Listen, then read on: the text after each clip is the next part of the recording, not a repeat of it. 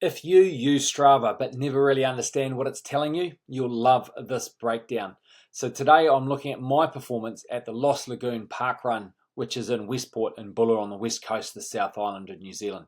It's a relatively flat course. Start out here, 3 1 mile laps around this loop here, and then through to the finish line.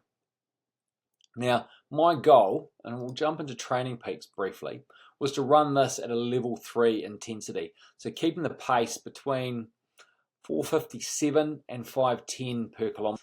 I had that tight dialed in, but was allowing sort of 453 to 510. Now, that's my level 3 there, and that's why you see 453 to 510. You can see 54% of the time, based on pace, I was in level 3.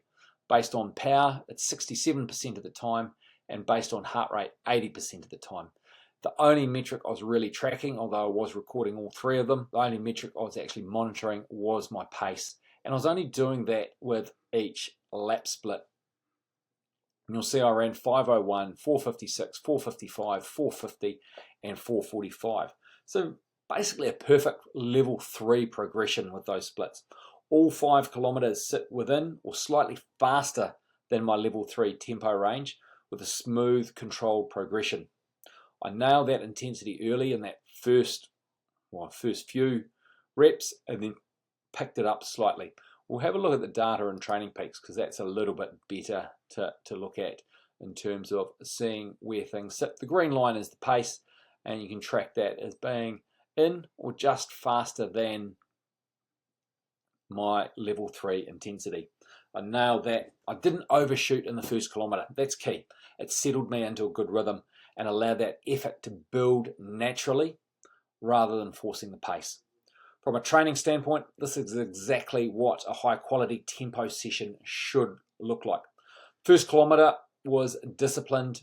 We're going to look at the splits over here, and you'll see the splits are slightly different between Training Peaks, Training Tilt, which we'll have a brief look at in here.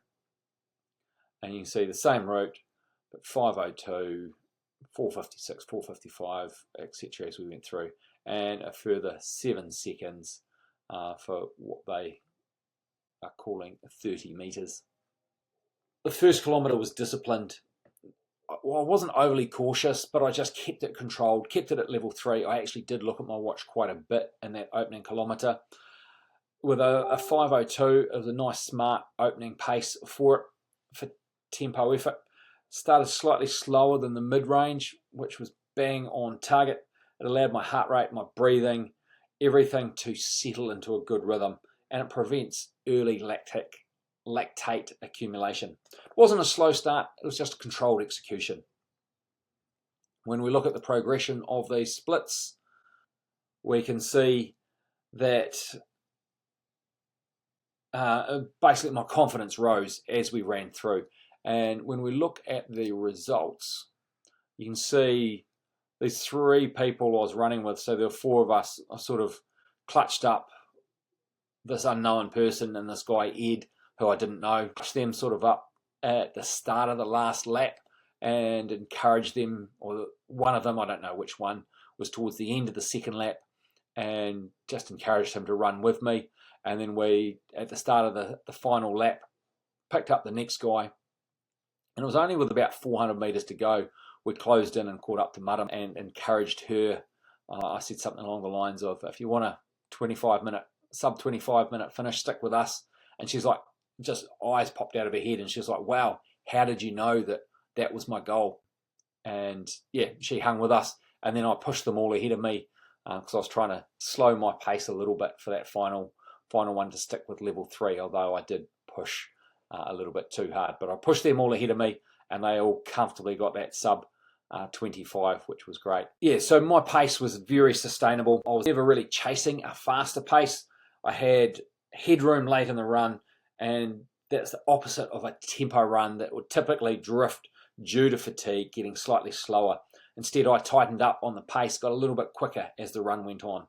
That final kilometre, I'll click on that one there, that you can see there, tells us that my ceiling is moving.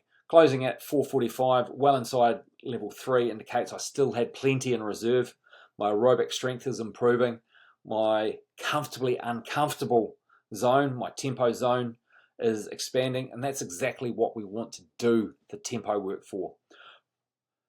Even though this wasn't a race effort, it tells us a lot about my current parkrun readiness. My sustainable 5K effort is now well below 5 minutes per kilometre, and I can handle that controlled pressure for 25 minutes. I'm building towards stronger negative splits in future parkruns, and so this will pay dividends for it. The bottom line, this was a textbook level 3 tempo execution. Controlled start, smooth progression, a strong, confident finish, and no emotional pacing errors going out too fast. This is exactly the kind of run that sets me up for faster parkrun performances a few weeks down the track.